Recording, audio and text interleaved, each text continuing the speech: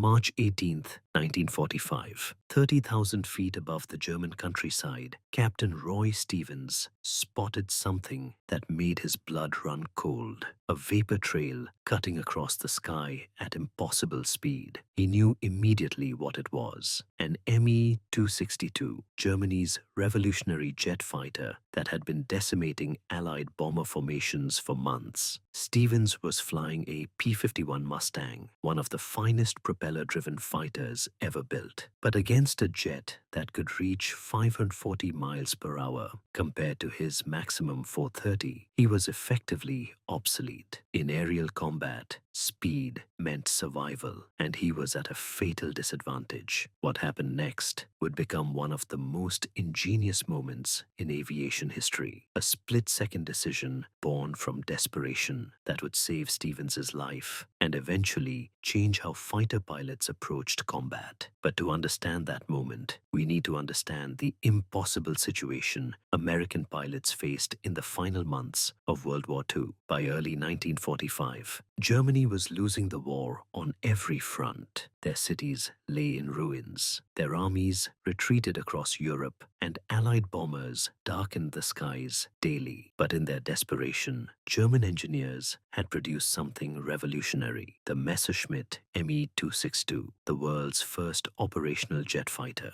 The 262 was a quantum leap in aviation technology. Its twin Junkers Jumo turbojets could propel it at speeds that made conventional fighters look like they were standing still. It could climb faster, accelerate harder, and outrun anything the Allies could field. When these jets tore through bomber formations, they arrived too fast for escort fighters to react and disappeared before anyone could give chase. American bomber crews called them blowjobs. They'd blow past you so fast you barely saw them coming. In 90 seconds, a handful of 262s could destroy multiple P-17 flying fortresses, sending 40 men to their deaths before the Mustang escorts could even position for a shot. Stevens had seen it happen 2 months earlier over Munich. He'd watched helplessly as 6 Me-262s ripped through his bomber formation like wolves through sheep. 4 B-17s gone in less than 2 minutes. He'd fired 200 rounds at contrails and shadows, accomplishing nothing. It was like throwing rocks at eagles. That mission had haunted him, not just because of the men lost, but because of the fundamental problem it represented. How do you fight something faster than you? Every tactical advantage American pilots had trained for, tight turns, superior numbers, better gunnery, meant nothing when the enemy could simply outrun you. Stevens became obsessed with finding an answer. He studied history, looking for examples of slower forces defeating faster ones. The Romans beat cavalry through discipline and terrain. English longbowmen defeated French knights by changing the rules of engagement. David beat Goliath by refusing to fight on Goliath's terms. The pattern was clear. Speed was an advantage, but speed came with costs. Wider turn radius, less time to aim, difficulty slowing down. If you couldn't match the enemy's speed, you had to make the fight about something else. But understanding the theory was one thing. Executing it at 30,000 feet with a German jet in your sights was another entirely. That morning in March, Stevens was flying high cover for a bomber stream heading toward Frankfurt. The formation stretched for miles, Bisons and B-24s in their tight combat boxes, bristling with machine guns, escorted by Mustangs weaving above and around them. Stevens was coming out of the sun when he spotted the Me-262 below him. The German pilot hadn't seen him yet, a rare advantage. Stevens pushed his stick forward, diving to build speed, 450 miles per hour, 460. The Mustang began to shake violently. Behind his seat, 150 gallons of fuel sloshed in the fuselage tank. This auxiliary tank gave Mustangs the range to escort bombers all the way to Berlin and back, but it created a serious problem. The P-51 was designed as a perfectly balanced fighter, but with a full fuselage tank, it became nose-heavy and sluggish, a flying coffin until you burned off enough fuel. The German pilot spotted him. The jet's wings flashed as it rolled hard left, those twin turbines screaming as the pilot poured on power. Stevens had maybe 3 seconds before the 262 would be out of range, gone like smoke in the wind. He squeezed the trigger. 6 50 caliber machine guns roared, sending a stream of bullets toward the jet. Too far. The rounds fell behind the German's tail, tracers arcing uselessly through empty air. The jet began climbing, using its massive power advantage to zoom upward and away. It was the standard escape maneuver. In 10 seconds, the German would loop back with every advantage: altitude, speed, and position. Stevens would become the hunted instead of the hunter. He had one chance, and it required doing something that seemed insane. Stevens rolled the Mustang inverted and pulled back on the stick. He was now flying upside down in a shallow climb. His world turned literally and figuratively on its head. The physics of what happened next were straightforward but profound. The 150 gallons of fuel in his fuselage tank, suddenly fighting against gravity instead of settling naturally, began flowing forward through the transfer lines into his nearly empty wing tanks. The plane's center of gravity shifted forward instantly, flying inverted. The nose wanted to drop, giving him a steeper climb angle than he could achieve right side up. More importantly, he'd just changed the tactical picture in a way the German pilot wouldn't understand. Looking back, the German pilot saw an American fighter, apparently in trouble, flying upside down like a rookie who'd lost control. It looked like prey, not predator. The jet pilot made the critical mistake Stevens had counted on. He reversed his climb to come back for what looked like an easy kill. Stevens rolled upright. The Mustang, now properly balanced with fuel distributed across its tanks, responded instantly to his controls. That heavy, sluggish feeling was gone. The plane felt alive again, nimble. He'd gained maybe 200 feet of altitude during his inverted climb, and while the German had wasted precious seconds reversing course, the geometry of their engagement had fundamentally changed. The jet was coming head-on now, closure rate over 900 miles per hour. At that speed, the German pilot had less time to aim, less time to react, less time to do anything except commit to his attack run. They passed each other with feet to spare, both pilots firing everything they had. The encounter lasted perhaps 2 seconds, but in that compressed moment, Stevens's 6 machine guns hammered out 240 rounds. He felt hits, that distinctive vibration when 50 caliber bullets found metal instead of air. The Me-262 flew through his cone of fire, taking rounds in the engine. Nacelle, black smoke erupted from the right engine. The Me-262 needed both engines to maintain its speed advantage. It was specifically designed that way. Twin engines for power,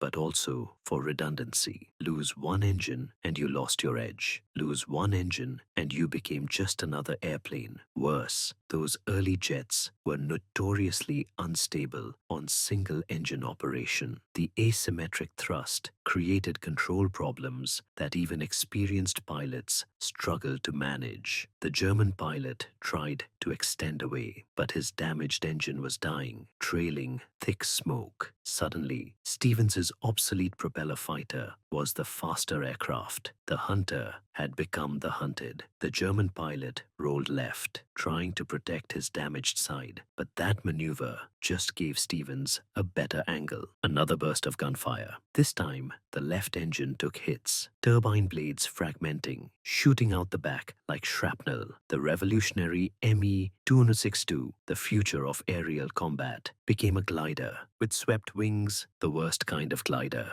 The German pilot had maybe 20 seconds to decide between becoming a prisoner of war or a memory. Stevens watched the canopy fly off, saw the pilot eject at 15,000 feet. The parachute opened clean, white silk against the morning sky. The jet continued down, a 60,000-pound lawn dart heading for a farmer's field outside Augsburg. It impacted at 400 miles per hour, creating a crater 30 feet deep. Stevens circled the descending parachute once and waggled his wings, the universal gesture of respect between enemies. Then he turned west, toward home, toward England, toward safety. But his ordeal was far from over. Stevens had 200 miles to fly back to his base in England, and his fuel gauge was showing just enough if nothing else went wrong. In war, something always goes wrong. The inverted flying maneuver had redistributed about 30 gallons of fuel he otherwise couldn't have accessed. In a Mustang,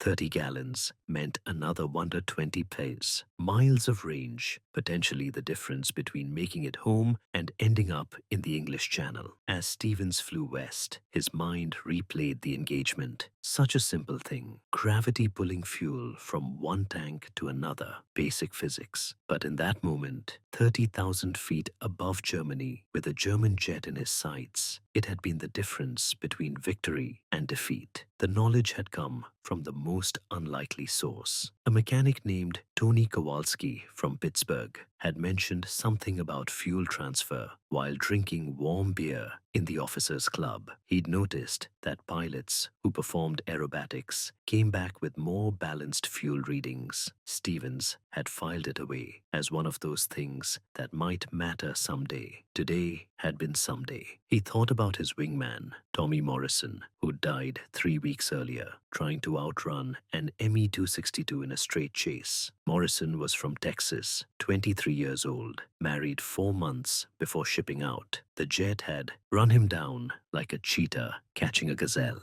Morrison's Mustang had come apart at 20,000 feet, wings folding back like paper. No parachute, no chance. That night, Stevens had written a letter to Morrison's widow. What do you tell a 21-year-old woman? That her husband is dead, that he died doing his duty, that he was brave, that it was quick? All true, all meaningless. The engine coughed once, a single missed beat that sent ice through Stevens's veins. Then it smoothed out, probably water in the fuel from sitting on a rain-soaked English airfield. 10 minutes later, it coughed again, longer this time. The propeller skipped a beat. Stevens switched to his reserve tank, the last 20 gallons. 20 gallons meant 80 miles at cruise speed. Cambridge was still 120 miles away. The math was simple and unforgiving. He wasn't going to make it. The English Channel appeared ahead. 20 miles of cold grey water that had killed more pilots than German fighters. Water, temperature in March, was 38 degrees Fahrenheit. A man in a flight suit had maybe 15 minutes before hypothermia shut down his muscles, maybe 20 before his heart stopped. Stevens started calculating. He could stretch the glide maybe 40 miles from his current altitude. If he shut down the engine at the right moment, that would put him 20 miles into the channel, too far from either coast for rescue boats to reach him quickly. He chose a different approach. Dropping to 5,000 feet, he increased speed, burning fuel faster, but covering more ground. It was a gamble. If the engine quit now, he wouldn't have altitude to glide anywhere useful. But at higher speed, he might just make the English coast. The fuel gauge touched empty with 40 miles to go. The engine was running on fumes and prayer. 20 miles from Dover, it stopped. The sudden silence was deafening. Stevens pushed the nose down, trading his last altitude for distance. Stretching the glide, the white cliffs of Dover appeared through the haze, impossibly far. He was losing 100 feet per minute. At 2,000 feet, he'd hit water still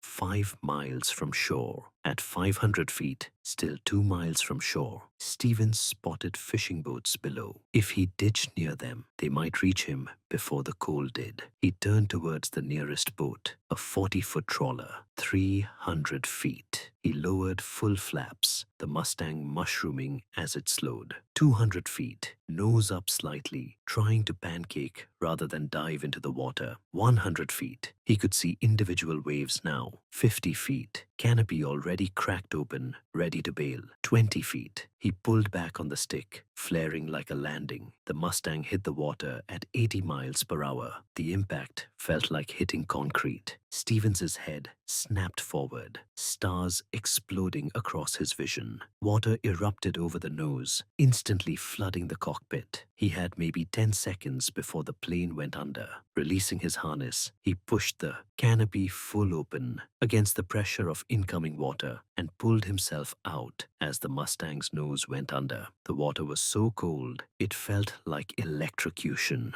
The fishing boat reached him in 3 minutes, though it felt like 3 hours. Strong hands pulled him aboard. Someone wrapped him in wool blankets that smelled like diesel and fish. Someone else forced brandy between his chattering teeth. The boat captain, a weathered man who looked 70, slapped him on the back. "Third yank we've pulled out this month. You boys need swimming lessons." Back at Cambridge, debriefing took 3 hours. Intelligence officers wanted every detail about the jet encounter. How fast was it going? What was its turning radius? How had he managed to shoot it down? Stevens explained about the inverted flying, the fuel transfer, how it changed the plane's handling. The intelligence major, a man who'd never flown anything faster than a desk, looked skeptical. "You're saying you beat a jet fighter by flying upside down?" "I'm saying I changed the conditions of the fight," Stevens replied. "The jet's advantage is speed in straight lines. Make it turn, make it slow down, make the pilot think he's already won, and it's just another airplane." Word spread through the squadron within days. Other pilots started practicing inverted flight, figuring out how long they could maintain it, how it affected fuel distribution. Crew chiefs began measuring fuel transfer rates, calculating optimal angles. Someone figured out that a 20-degree inverted climb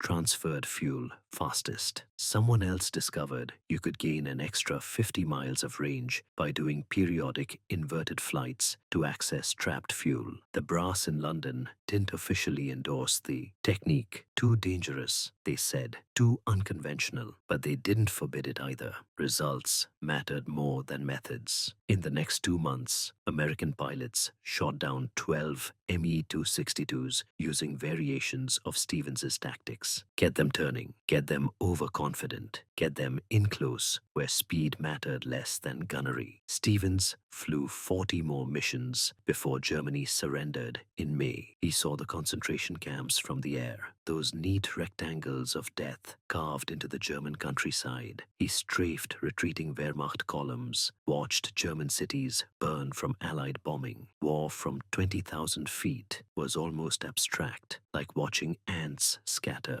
But he remembered every face, or imagined every face, in every plane he shot down. German kids mostly, some probably younger than his brother back in Cleveland. His last combat mission was April 25th, 1945. No German fighters came up. The Luftwaffe was done. Out of planes, out of fuel, out of pilots. The jets that had seemed so invincible were burning on cratered runways or hidden in forests. 2 weeks after Germany surrendered, Stevens was processing out in London, waiting for a ship home. He ran into Tony Kowalski, the mechanic who'd mentioned the fuel transfer trick that had saved his life. They drank warm beer in a pub that had survived the Blitz, talking about anything except the war. Kowalski was going back to Pittsburgh, back to fixing cars instead of fighters. "You know what I miss most?" Kowalski asked after his 4th beer. "Working on engines that no one's trying to shoot." Stevens understood. He missed teaching high school math, missed students who complained about algebra instead of flak, missed problems that had clean solutions. The Air Force wanted him to stay, transfer to the new jet program. America was building its own jets now, reverse engineering German designs, preparing for the next war everyone knew was coming. He turned them down. Let someone else learn the new mathematics of jet combat. He'd had enough of calculating fuel loads mass against distance, angles of deflection against airspeed, probability of survival against time in combat. Back in Ohio, Stevens returned to teaching at the same high school he'd left 3 years earlier. The students seemed impossibly young, their problems trivially small. They complained about homework, while he remembered 18-year-old waist gunners who'd never complain about anything again. He married Sarah Coleman in 1947, a nurse who'd worked at the base hospital in England. She understood the nightmares, the way he still checked the sky when engines droned overhead, the reason he kept the bedroom door open so he didn't feel trapped. In 1962, 17 years after the war, Stevens received a letter from Germany. Hans Müller, the pilot he'd shot down, had survived. He was teaching physics in Munich, married with 4 children. He'd spent 6 months in a POW camp, then returned to a destroyed country and rebuilt his life. Müller thanked Stevens for waggling his wings that day, the gesture of respect that reminded him, even in war, that men could remain human. He invited Stevens to visit, to share a beer, to talk about anything except March 18th, 1945. Stevens never took him up on the offer,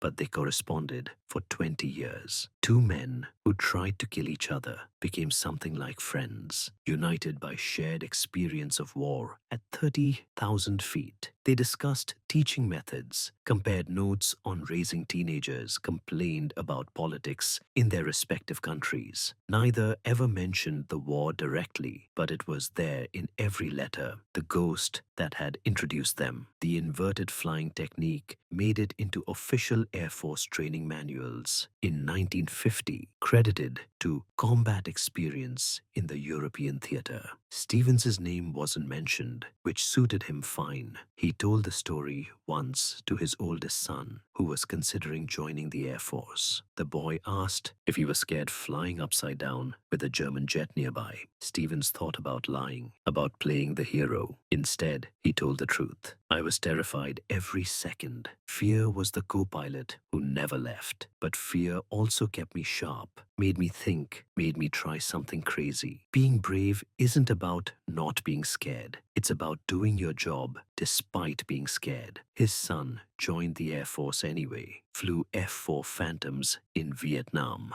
made it home, thank God, though he came back different, the way they all did. Stevens died on September 15th, 2012, 70 years and 6 months after he'd enlisted. His obituary mentioned his distinguished flying cross, his 32 years of teaching, his family, one line about shooting down a German jet fighter. Nothing about flying inverted. At his funeral, his grandson gave the eulogy, telling the inverted flying story one more time. But he told it right, not as heroism, but as adaptation, not as brilliance, but as desperation making its own luck. The techniques survived, refined and codified. Modern fighter pilots learn about fuel management, weight distribution, using every aspect of their aircraft's design. They practice unconventional attitudes, learn to fly in orientations that feel wrong. Somewhere, a pilot in an F-22 or F-35 is unconsciously applying lessons learned from a desperate moment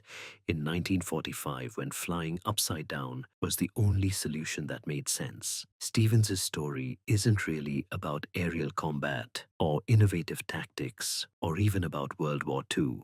It's about the human capacity to adapt under impossible pressure, to find solutions where none should exist, to survive by refusing to accept conventional limitations. He flew inverted for maybe 90 seconds over Germany, but in a way, he never completely returned to right side up. Part of him stayed at 30,000 feet, forever calculating fuel against distance, speed against time, survival against odds. The Me-262 was superior technology, the future, arriving early. But futures require infrastructure, training, adaptation. Stevens's inverted Mustang was the present, perfectly adapted to its moment, flown by someone desperate enough to try anything. In that intersection of future and present, of German engineering and American improvisation, of theoretical physics and combat reality, history pivoted on a fuel valve and one pilot's willingness to see the world from a different angle. March 18th, 1945. A young pilot named Roy Stevens did something that shouldn't have worked. He flew his fighter upside down to redistribute fuel, changed the tactical picture, shot down a jet that should have killed him, then barely made it home alive. It was desperate. It was brilliant. It was terrifying. It was physics meeting human ingenuity at the edge of survival. And for 90 seconds over Germany, it was exactly what victory looked like.